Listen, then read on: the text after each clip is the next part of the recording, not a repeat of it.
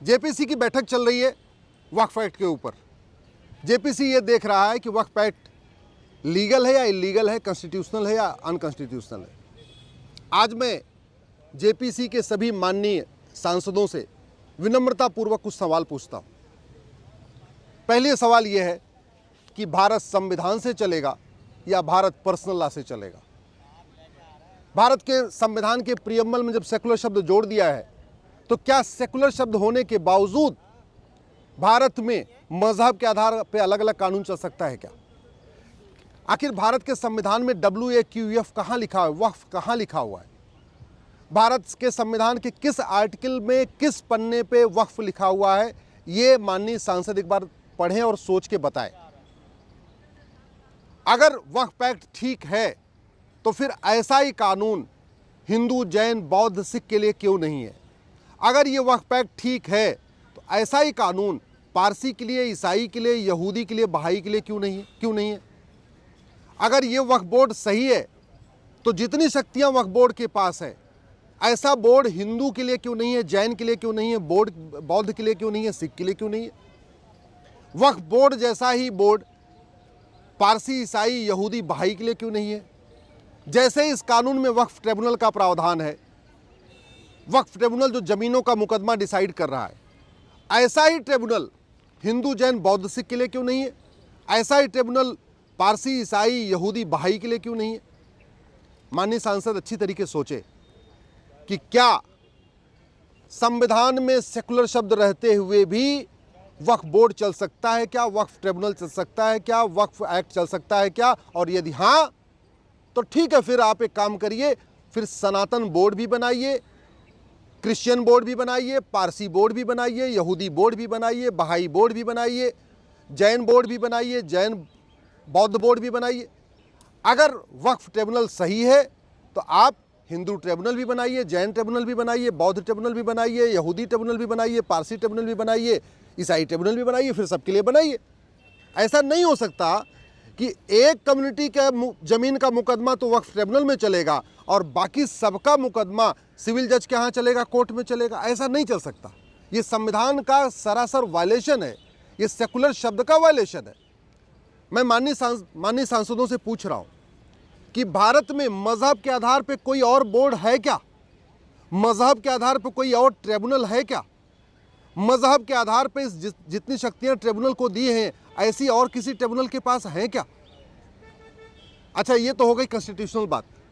मैं आज जेपीसी के माननीय सांसदों से कुछ और भी सवाल पूछ रहा हूं कि क्या तलवार के दम पे दूसरों की जमीन कब्जा करके उसको दान किया जा सकता है क्या? वक्फ किया जा सकता है क्या? क्या हत्या की धमकी देके, बलात्कार की धमकी देके, आगजनी की धमकी देके दूसरों की जमीन कब्जा करके उसको दान किया जा सकता है क्या? वक्फ किया जा सकता है क्या? क्या मज़ार बनाना, मज़ार पे जाना, ये वक्फ प्रॉपर्टी हो सकती है क्या? क्योंकि हमने जो पढ़ा हुआ है कि मज़ार बनाना, मज़ार पे जाना दोनों हराम है, और जब दोनों हराम है तो वक्फ प्रॉपर्टी कैसे हो गई? जब दरगाह बनाना और दरगाह पे जाना हराम है, इस्लाम में नाजायज़ है, तो फिर दरगाह की प्रॉपर्टी वक्फ प्रॉपर्टी कैसे हो गई? जब पक्का कब्रिस्तान बनाना हराम है, नाजायज़ है, तो फिर ये कब्रिस्तान की प्रॉपर्टी वक्फ प्रॉपर्टी कैसे हो गई? मैं इसलिए पूछ रहा हूँ कि जहाँ इस्लाम शुरू हुआ है, Arab, Dubai, Kuwait, Bahrain, Abu Dhabi, Muscat, Yemen, वहाँ एक भी मज़ार नहीं है, एक भी दरगाह नहीं है, एक भी पक्का कब्रिस्तान नहीं है। और मैं माननीय सांसदों को बताना चाहता हूँ कि जब G20 का सम्मेलन हुआ था, सारे राष्ट्राध्यक्ष राजघाट गए थे गांधी जी के समाधि स्थल पे, लेकिन अरब के सुल्तान MBS नहीं गए थे। क्यों?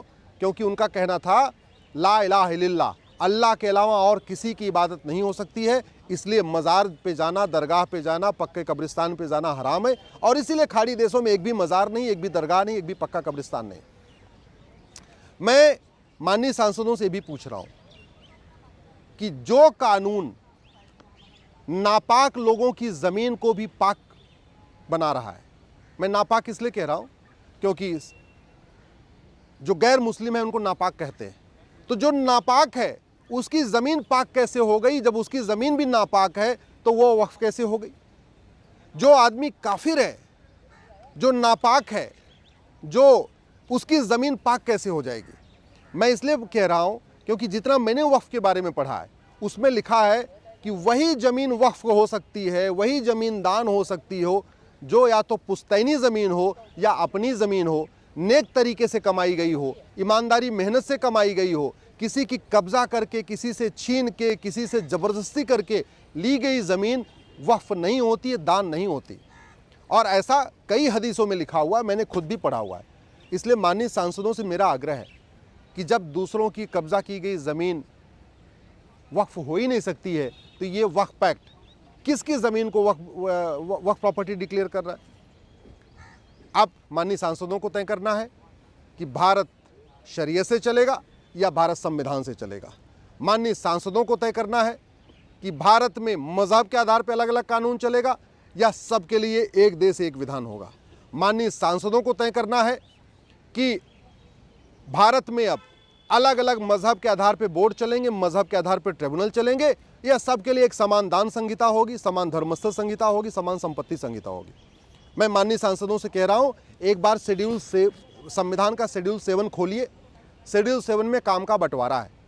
इसमें एक यूनियन लिस्ट है, एक स्टेट लिस्ट है, एक कॉन्करेंट लिस्ट है। जो लिस्ट 3 है वो कॉन्करेंट लिस्ट है और उसके एंट्री नंबर 28 पे जो शब्द यूज़ किया है वो यूज़ किया है चैरिटी और इंडाउमेंट। इसका मतलब सबके लिए एक चैरिटी कोड होना चाहिए, यूनिफॉर्म चैरिटी कोड होना चाहिए, हिंदी में कहेंगे समान दान संहिता।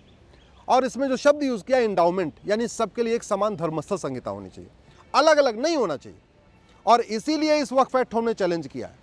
हमने ये कहा है कि ये वक्फ एक्ट आर्टिकल 14 का वायलेशन करता है, equality before law, equal protection of law. Article 15 का वायलेशन करता है जो कहता है कि सरकार किसी से भेदभाव नहीं करेगी। आर्टिकल 19 का वायलेशन करता है, आर्टिकल 21 का वायलेशन करता है, आर्टिकल 25 का भी वायलेशन करता है। क्योंकि आर्टिकल 25 और 26 में जो बार बार बात आ रही है, आर्टिकल 26 में लिखा हुआ है कि सबको अपने रिलीजियस प्लेसेस को बनाने का अधिकार है, रिलीजियस प्लेसेस को मैनेज करने का अधिकार है, रिलीजियस प्लेस को मेंटेन करने का अधिकार है। ये आर्टिकल 26 कहता है। लेकिन आर्टिकल 26 में 3 लिमिटेशन दी हुई है और वो है subject to public order, health and morality. यानी जो आपकी ज़मीन है जिस पे आप रिलीजियस प्लेस बनाना चाह रहे हैं वो इलीगल नहीं होनी चाहिए। आपका जो रिलीजियस प्लेस है उससे पब्लिक ऑर्डर डिस्टर्ब नहीं होना चाहिए। आपका जो रिलीजियस प्लेस है वो इमोरल तरीके से नहीं बनाया गया हो। आपका जो रिलीजियस प्लेस है उससे किसी को स्वास्थ्य का नुकसान नहीं होना चाहिए। तो बहुत सीधी सी बात है, अवैध ज़मीन पे कब्जा करके, हिंदुओं की ज़मीन पे कब्जा करके, मुगलों के द्वारा जो ज़मीन कब्जा की गई थी उस ज़मीन को आप जायज़ नहीं कह सकते। मैं इसलिए कह रहा हूँ क्योंकि बाबर, हुमायूं, तुगलक, गजनी, गोरी के पास भारत में 1 इंच ज़मीन नहीं थी। जो ज़मीन उन्होंने यहाँ कब्जा किया था तलवार के दम पे कब्जा किया था। और हदीस में लिखा हुआ है, कुरान में लिखा हुआ है कि तलवार के दम पे दूसरे की ज़मीन कब्जा करके आप उसको वक्फ नहीं कर सकते। ऐसे ही जो यहाँ निज़ाम थे, जो नवाब थे, जो जागीरदार थे, जो ज़मींदार थे, उनको मुगलों ने ज़मीन बांटी हुई थी अपने, चूँकि उनको मदद किया करते थे। तो वक्फ के हिसाब से जो वास्तव में डिफिनीशन है वक्फ की, जो दान की डिफिनीशन है, उसके हिसाब से केवल मुगलों को ही नहीं बल्कि उनके नवाबों, उनके निज़ामों, उनके जागीरदारों, उनके ज़मींदारों को भी वक्फ का अधिकार नहीं। और सच्चर कमेटी ये कह रही है कि यहाँ पे मुस्लिम्स की हालत दलितों से बदतर है। जब मुस्लिम्स की हालत दलितों से बदतर है तो फिर वक्फ कैसे कर रहे हैं? जब जिसके पास खुद की ज़मीन नहीं है तो वक्फ करेगा कैसे? ये जो आज़ादी के समय 50,000 एकड़ ज़मीन थी, आज की डेट में जो 10 लाख एकड़ ज़मीन हो गई है, ये 9.5 लाख एकड़ ज़मीन पूरी तरीके से कब्जा की गई ज़मीन है। ये नदियों के किनारे की ज़मीन है, पहाड़ियों के किनारे की ज़मीन है, जंगलों के किनारे की ज़मीन है। ये रेलवे लाइन के किनारे की ज़मीन पर अवैध कब्जा किया हुआ है, हाईवे के किनारे ज़मीन पर अवैध कब्जा किया हुआ है। जितने भी पब्लिक प्लेस हैं, पार्कों को कब्जा किया गया है। गोचर ज़मीन को वक्फ डिक्लेयर कर दिया गया है, बंजर ज़मीन को वक्फ प्रॉपर्टी डिक्लेयर कर दिया है, मज़ार दरगाह को भी वक्फ प्रॉपर्टी डिक्लेयर कर दिया गया है, जो खेल का मैदान है उसको भी वक्फ प्रॉपर्टी डिक्लेयर कर दिया गया है। ये पूरी तरीके से एक लैंड जिहाद का तरीका बन गया है। इसलिए मैं कह रहा हूँ माननीय सांसद इसको अच्छी तरीके से समझे कि संविधान में लिखा क्या है, अपनी शपथ पढ़ें। माननीय सांसदों ने शपथ लिया हुआ है कि मैं संविधान के अनुसार कार्य करूंगा, और संविधान कहता है एक देश एक विधान होना चाहिए, सबके लिए एक कानून होना चाहिए, न मजहब के आधार पर बोर्ड होना चाहिए, न मजहब के आधार पर ट्रिब्यूनल होना चाहिए, सबके लिए एक कानून होना चाहिए।